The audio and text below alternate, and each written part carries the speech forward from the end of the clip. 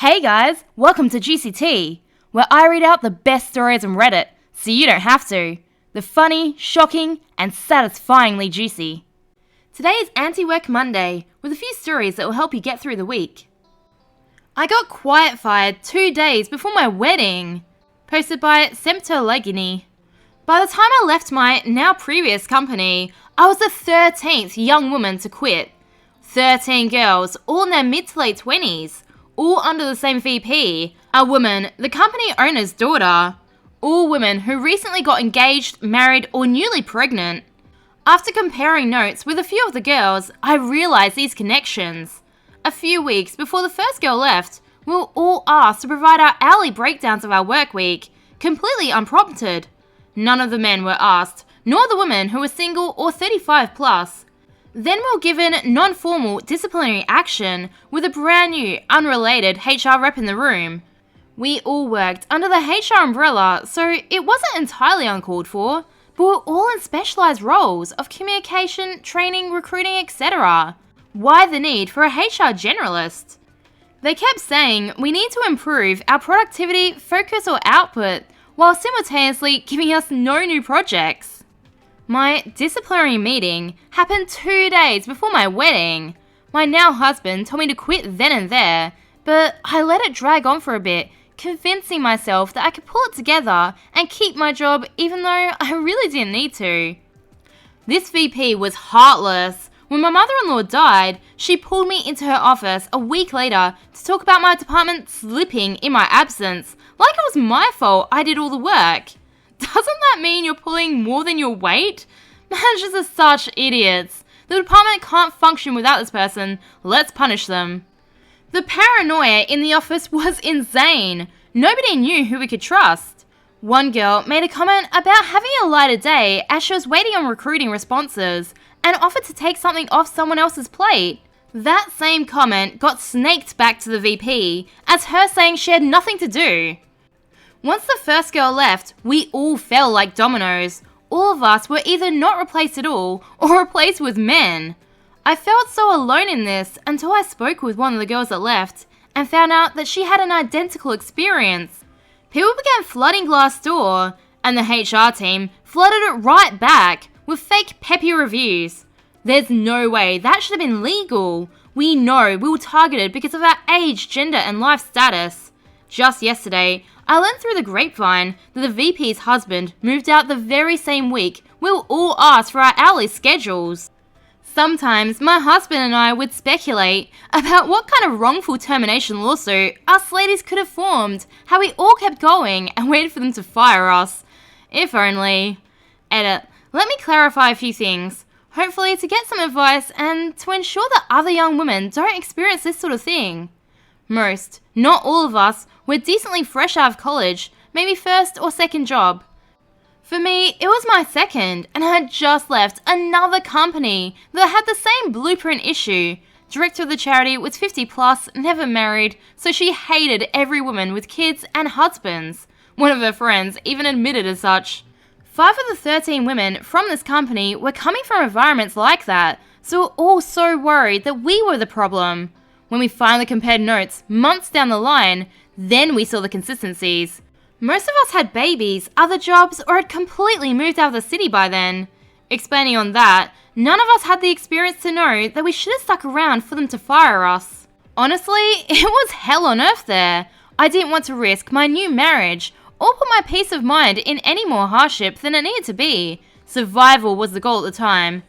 I don't plan on outing the company because they are rigorous with their cleanup online. Glassdoor is hilariously sad to watch because of their obvious falsified reviews and cheap attempts to remedy the exposure.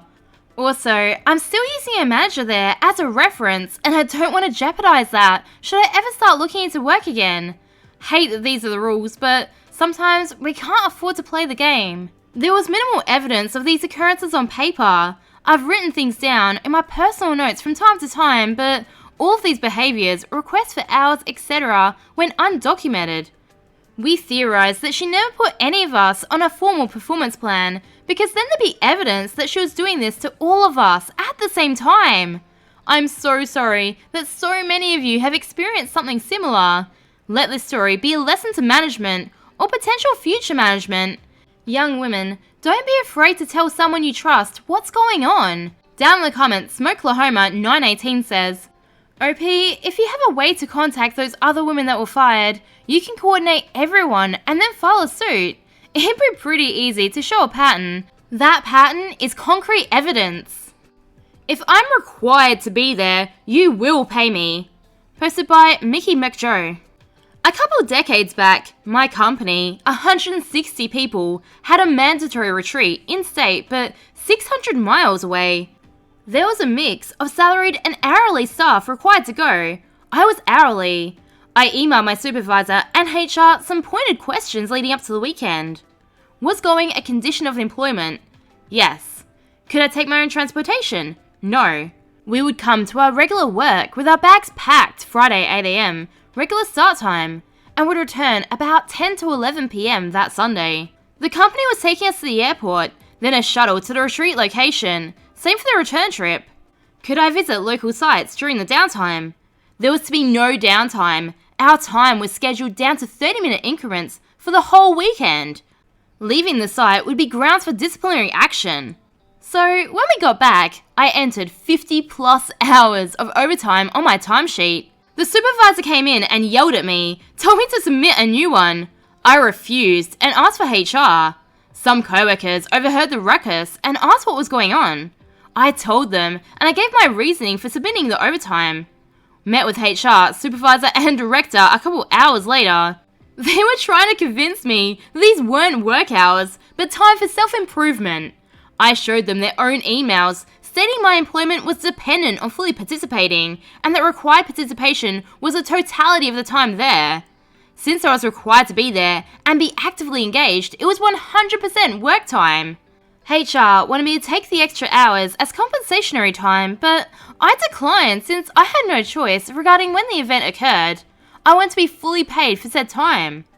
The director folded his arms and said, "Not gonna happen, I'll fire you first." I laughed and asked the HR guy to explain it to him. They stepped out for 5 to 10 minutes while my supervisor harangued me about making all this trouble. When they got back, the HR person told me my next paycheck would reflect the time, on the condition I didn't say anything to anyone else, and produced an agreement to sign to that effect. I read it over, pushed it back, and told them I couldn't sign it as written in good faith, as I'd already discussed submitting this overtime and the applicable laws with about 5 to 6 of my coworkers already, so word was out. Once the dust settled, that mandatory trip cost the company about $500,000 more in pay, legal fees, and fines than they'd originally budgeted for. When company leadership pushed back on other employees that submitted belated time cards, the CLWDA was notified and did an investigation that just made soup of the policies and provisions applied to employee overtime at that place. I voluntarily left the company before its next annual summit, so I don't know if any changes were made for the following years, but I'm guessing they did, at the tip of the state sword. Employer cancelled interview because they hired someone else. That person flaked, and now they keep calling me to interview. Posted by Renee Stone 27. Employer called me up and very rudely cancelled our interview. She was really snotty and blamed me for setting up the interview after that person got the job. I was confused because I took the first day and time she offered for the interview. That's such a weird thing to blame OP for. Like, how are they supposed to know when you've hired someone else? Then she said, "You won't be a right fit because I live 2 miles outside the area she wanted to hire." She said, "I really didn't think when I applied to her position." Okay, damn, I get it. Well, this HR lunatic called me this morning begging me to come in for an interview. All of a sudden, I'm desirable. So, I told her the truth. "I'm sorry, I'm not interested. In fact, you treated me so poorly for no reason when you cancelled the interview. I choose to no longer entertain this position." I then hung up. The bitch called right back, didn't answer, and she didn't leave a voicemail. Edit. This job was for 15 hours a week at $17 an hour. It's not really a great career move, if you know what I mean. Asked to come in to close after being fired. Posted by Sesame Elise. To preface, my hours have been cut at this job to 3 days a week because of labour and overstaffing. I had to pick up a second job in order to make a livable wage. I discussed this with my GM prior and got a new availability approved. We were talking about an upcoming schedule, and I asked if it was possible if my shift wasn't a closing shift. No biggie either way, just asking if I was able to get off earlier since my second job starts at 4:30am and I wouldn't get done closing until 12am. I was then reprimanded for being replaceable and effing with a shift and then fired. The GM said they were short-staffed and needed people that can work more hours. They're short-staffed so they fire you? Yeah, that totally makes sense. I was doing 40 to 50 hours a week before my hours got cut because of labour.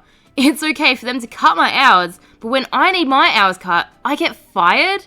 Mind you, this conversation is happening over text at 3am, the night before the shift. The day of the shift, one of the other managers texts me, asking if I'm still coming in. I got fired, so I don't think so. She said they needed a closer, so I told her they should have fired me after the shift if that was the case. She said I was fired starting next week. I've never in my life been preemptively fired. Fired but expected to come work my shift the next day? If I'm so replaceable, find someone else to close. And remember, they need you more than you need them. I post new content every day, so subscribe for more juicy tea.